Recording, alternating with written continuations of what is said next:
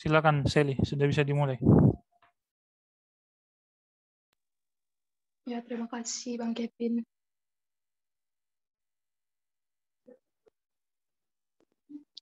Salam sejahtera untuk kita semua. Saya ucapkan selamat siang kepada Bapak dosen, Bapak Andrea Arifsyana Sution, SPD MSc, selaku dosen pengampu mata kuliah praktikum alat peraga, dan tak lupa saya ucapkan selamat siang kepada teman-teman kita semua.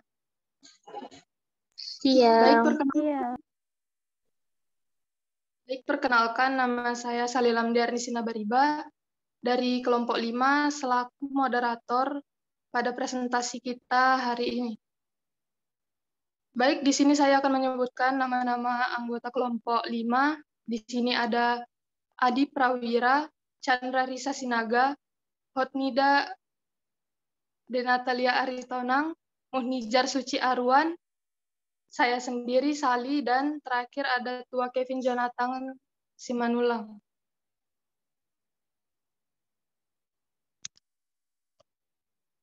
Materi yang akan kami bawakan pada hari ini adalah materi tentang perkalian suku dua bentuk aljabar. Tanpa berlama-lama, langsung saja kita masuk ke materi yang pertama, yaitu materi tentang pengertian aljabar, kemudian pengertian aljabar, asal-usul aljabar, dan tokoh-tokoh dalam mengembangkan aljabar yang akan dibawakan oleh Chandra Risa Sinaga. Kepada Chandra Risa, saya persilakan. Baik, terima kasih kepada saudari moderator. Di sini saya akan membacakan materi yang pertama, yaitu pengertian aljabar. Aljabar berasal dari bahasa Arab al-jaber yang berarti pertemuan, hubungan, atau perampungan. Aljabar adalah cabang matematika yang dapat dicirikan sebagai generalisasi dan perpanjangan aritmatika. Aljabar juga merupakan nama sebuah struktur aljabar abstrak, yaitu aljabar dalam sebuah bidang. Slide selanjutnya. Materi yang kedua ada asal-usul aljabar. Aljabar berasal dari Babilonia kuno yang mengembangkan sistem matematika yang cukup rumit. Dengan hal ini, mereka mampu menghitung dalam cara yang mirip dengan aljabar sekarang ini. Dengan menggunakan sistem ini, mereka mampu mengaplikasikan rumus dan menghitung solusi untuk nilai yang tak diketahui untuk kelas masalah yang biasanya dipecahkan dengan menggunakan persamaan linear, persamaan kuadrat, dan persamaan linear tak tentu. Sebaliknya, bangsa Mesir dan kebanyakan bangsa India, Yunani, serta Cina dalam milenium pertama biasanya masih menggunakan metode geometri untuk memecahkan persamaan seperti ini. Misalnya seperti yang disebutkan dalam The Rhine Mathematical Papyrus, Sulba Sutras, Euclid's Elements, dan The Nine Capture of the Mathematical Art. Materi selanjutnya,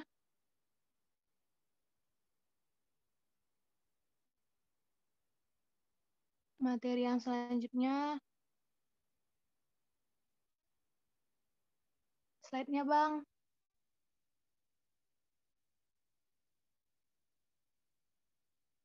Materi yang ketiga ada tokoh-tokoh. Yang pertama ada Muhammad ibn Musa al-Khawarizmi. Ia adalah yang pertama kali yang mencetuskan aljabar dalam bukunya dengan judul Al-Kitab Al-Jabr wa al-Muqabalah. Yang kedua ada Al-Qalasadi. Sejarah mencatat Al-Qalasadi merupakan salah seorang matematikus Muslim yang berjasa memperkenalkan simbol-simbol aljabar. Itu saja yang dapat saya sampaikan. Saya kembalikan kepada moderator. Terima kasih kepada saudari Chandra Risa yang sudah memaparkan materinya. Kita masuk ke materi selanjutnya, yaitu materi tentang bentuk aljabar. Materi ini akan dipaparkan oleh Saudari Munijar Suci Arwan. Kepada Saudari Suci, saya persilakan. Baiklah, terima kasih atas kesempatan yang diberikan oleh Saudari Moderator. Saya Munijar Suci Arwan akan memaparkan mengenai materi bentuk aljabar.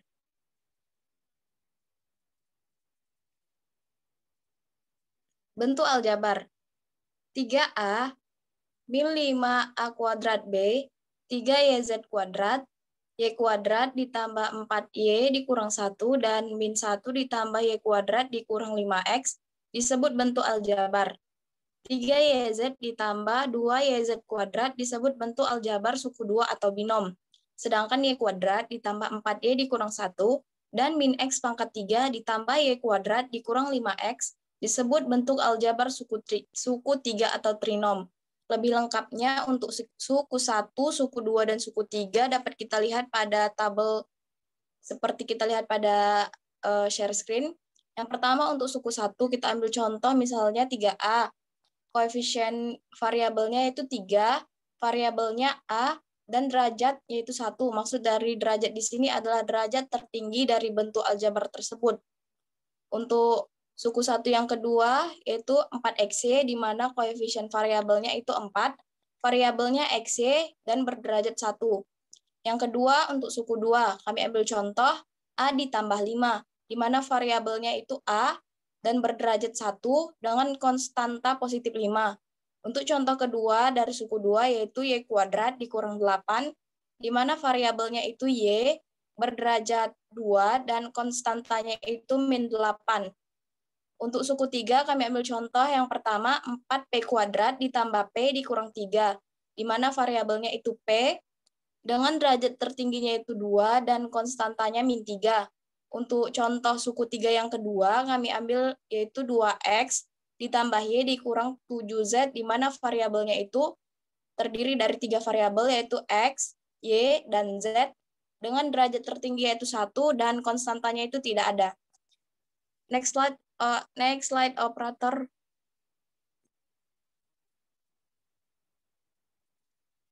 Suku-suku sejenis dan suku-suku tidak sejenis adalah yang memiliki variabel yang sama dan derajat yang sama.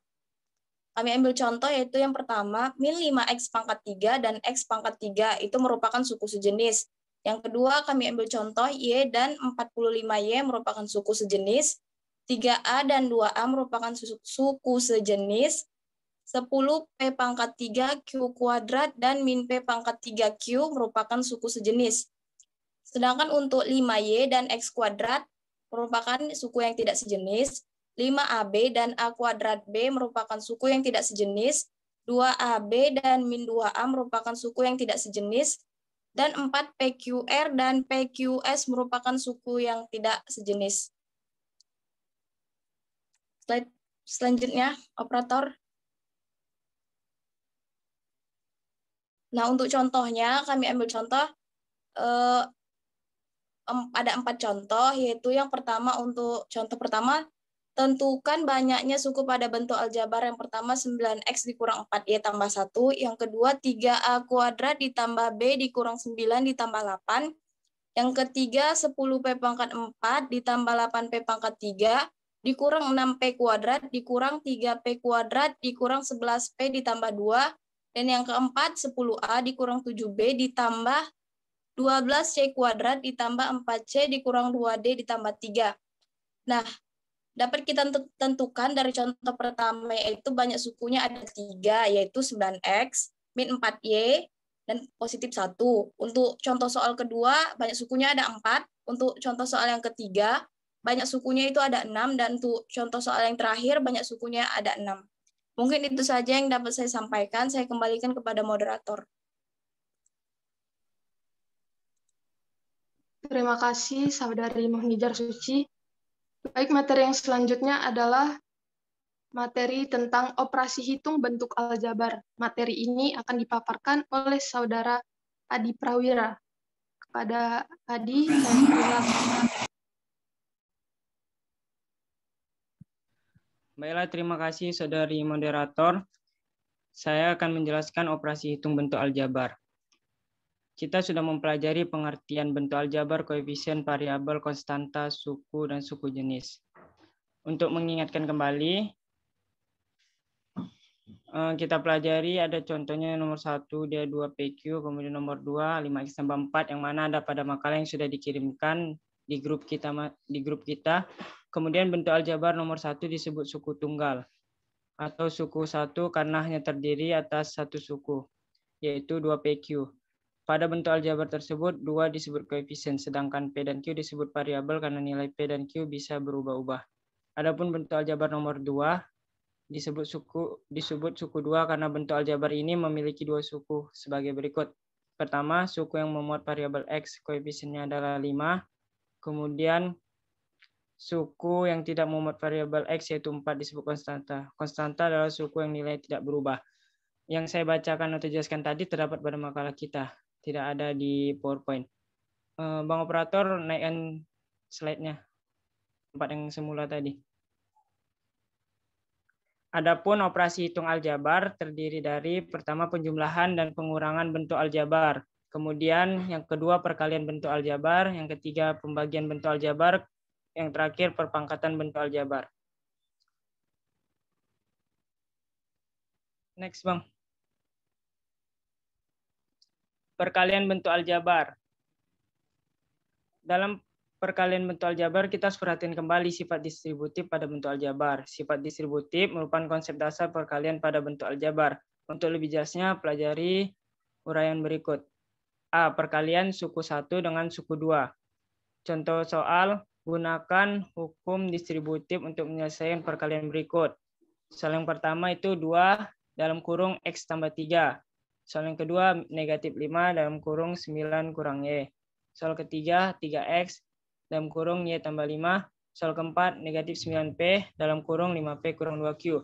Jawab, 2 dikali X tambah 3 sama dengan 2X tambah 6. Karena 2 dikali X kemudian ditambah 2 dikali 3. Selanjutnya, negatif 5 dikali 9 kurang Y. Negatif 5 dikali 9, negatif 45. Negatif 5 dikali negatif Y, positif 5Y. Kemudian 3X dikali Y tambah 5 sama dengan 3XY tambah 15X. Kemudian negatif 9P dikali 5P kurang 2Q sama dengan negatif 45P kuadrat ditambah 18PQ.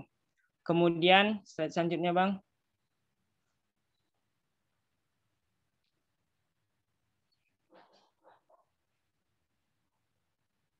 Kemudian yang B, perkalian suku 2 dengan suku 2. Contoh soalnya yaitu yang A, X tambah 5 dikali X tambah 3. Kemudian yang B, X kurang 4 dikali X tambah 1. Kemudian yang C, 2X tambah 4 dikali 3X tambah 1. Kemudian yang D, negatif 3X tambah 2 dikali X kurang 5. Kita jawab A, jawaban yang A, yaitu X tambah 5 dikali X tambah 3, sama dengan X tambah 5 dikali X ditambah X tambah 5 dikali 3. Sehingga X kuadrat ditambah 5X ditambah 3X tambah 15. Sama dengan X kuadrat tambah 8X tambah 15. Kemudian yang B, X dikurang 4 dikali X tambah 1. Sama dengan X kurang 4 dikali X ditambah X kurang 4 dikali 1.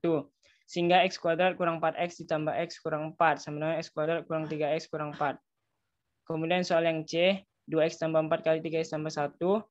Sama dengan 2X tambah 4 dikali 3X ditambah 2X tambah 4 dikali 1. Hasilnya 6X kuadrat tambah 12X ditambah 2X ditambah 4.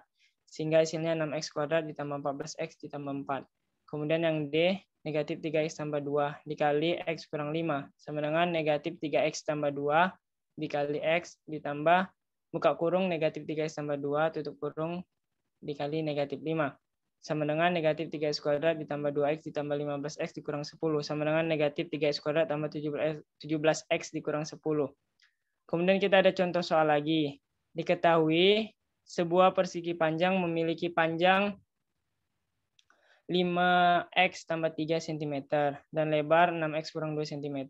Tentukan luas persegi panjang tersebut. Jawab, diketahui P sama dengan 5X tambah 3 cm dan lebarnya atau L sama dengan 6X kurang 2 cm. Yang ditanya luas persegi panjang. Kita masukkan rumus luas persegi panjang yaitu panjang kali lebar.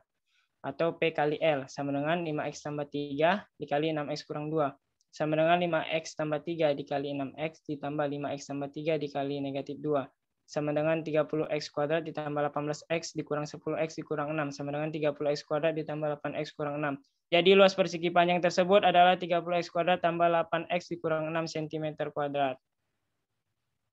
Jadi amati kembali contoh soal.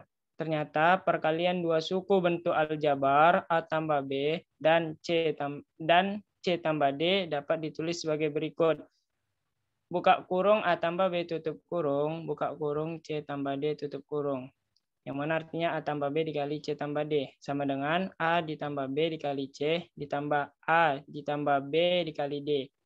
Sama dengan AC ditambah BC ditambah AD tambah BD.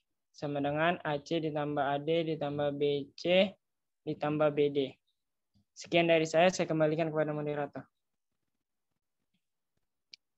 Terima kasih Saudara Adi yang sudah memaparkan materinya. Materi yang selanjutnya adalah materi tentang alat peraga operasi hitung aljabar perkalian suku 2. Materi ini akan dibawakan oleh Saudara Tua Kevin Jonathan Simanulang. Kepada Saudara Kevin, saya persilakan. Terima kasih atas kesempatannya moderator. Pada bagian ke-6, saya akan membawakan alat peraga operasi hitung. Saya akan membawakan alat peraga operasi hitung aljabar perkalian suku 2.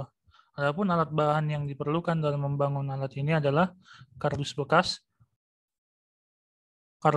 kertas karton berwarna biru, putih ataupun kuning, gunting, penggaris, lem, dan ballpoint.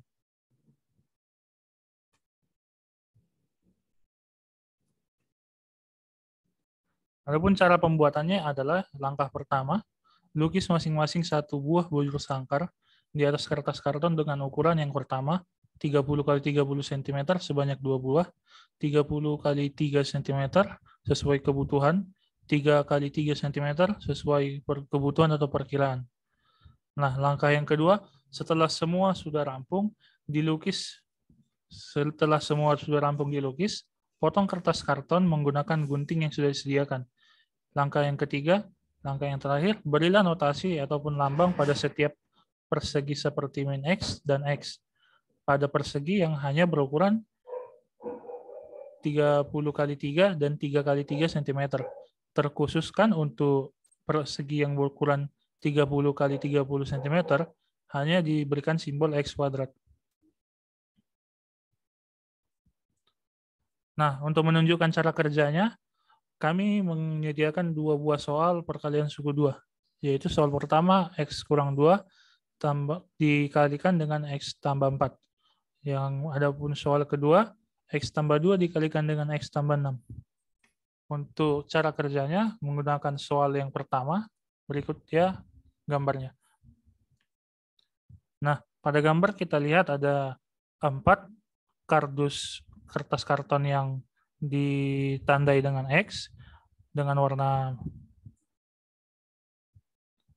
biru, dan kertas karton yang diwarnai dengan warna kuning diberikan lambang min X, dan kertas karton berukuran yang paling besar 30 x 30 cm dengan penamaan X kuadrat di atasnya.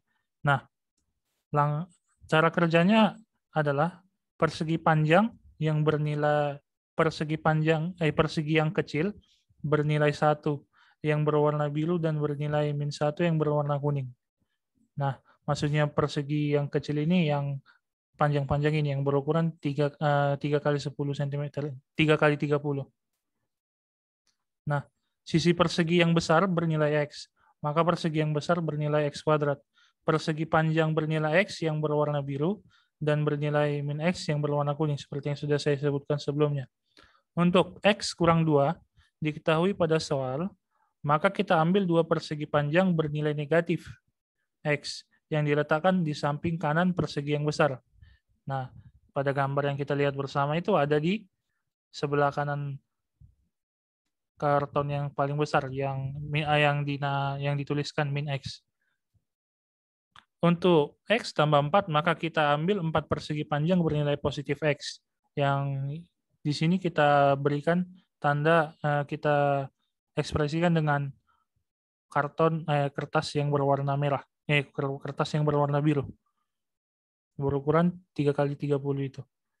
Nah, tempat kosong, seharusnya tempat kosong ini yang dimaksudkan pada makalah adalah yang menjadi persimpangan antara persegi, bukan persimpangan, tepatnya titik temu lah, yang menjadi titik temu dari persegi, ujung dari persegi yang melintang atau ujung persegi yang positif dan ujung persegi yang negatif atau yang vertikal.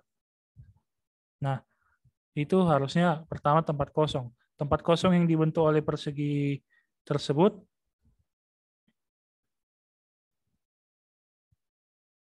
terbesar sebelah bawah diisi dengan 8 persegi kecil yang negatif. Karena mengapa diisi dengan persegi-persegi kecil yang negatif? Karena positif dikalikan dengan negatif hasilnya negatif. Sehingga untuk titik temu itu yang diisi, yang berhak mengisi kekosongan itu adalah persegi-persegi kecil yang melambangkan nilai negatif.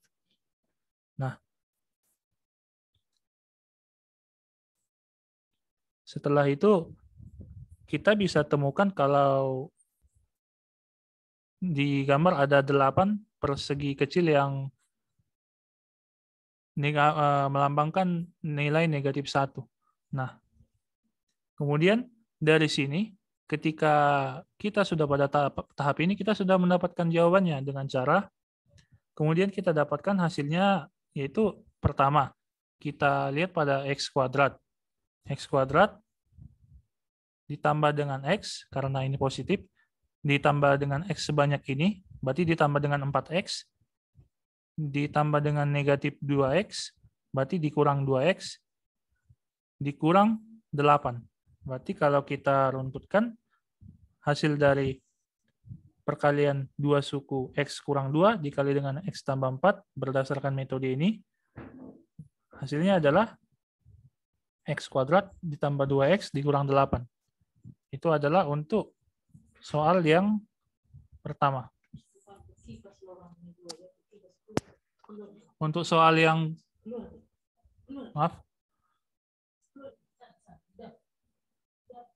untuk soal yang kedua, di mana kedua-duanya bersifat positif di kedua suku duanya,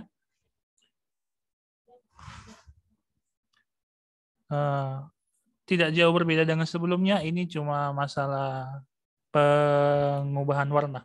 Bagaimana kita menandai pada alat peraga ini bagian mana yang negatif, bagian mana yang positif.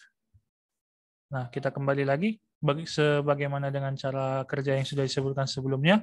Untuk X tambah 2 yang diketahui pada soal, maka kita ambil 2 persegi panjang bernilai X dan diletakkan di samping kanan persegi yang besar. Maksud saya di bawahnya. Ataupun di samping, karena kalau perkalian sifatnya bisa bertukar tempat. Untuk yang kedua, untuk X tambah 6, maka kita ambil 6 persegi panjang bernilai positif yang diletakkan di samping kanan persegi yang besar. Tempat kosong yang dibentuk dari kedua persegi yang bernilai X positif tadi, ketika kita sejajarkan dan kita isi dengan masing-masing nilai X1 atau X positif 1, maka kita peroleh 12. Karena 2 dikali 6, 12 kan? Diisi 12 persegi kecil yang positif karena hasil perkalian dari persegi panjang yang sebelah kanan, persegi yang besar bernilai positif. Dan persegi panjang yang di bawah, persegi yang besar bernilai positif, yaitu sedemikian sehingga hasilnya positif. Langkah terakhir, dengan langkah ini, ketika kita sudah sampai pada posisi alat peraga yang sudah seperti ini, kita sudah mendapat hasilnya. Yaitu yang pertama adalah X kuadrat ditambah karena 2 positif X, ditambah 2X, ditambah karena ada sekian X yang bernilai positif, ditambah 6X. Jadi X kuadrat ditambah 2X, ditambah 6X, ditambah 12. Yang membawa kita pada hasil X kuadrat ditambah 8X, ditambah 12.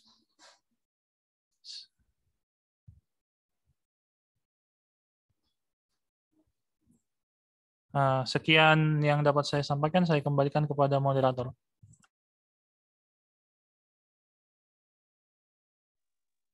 Terima kasih Saudara Tua Kevin.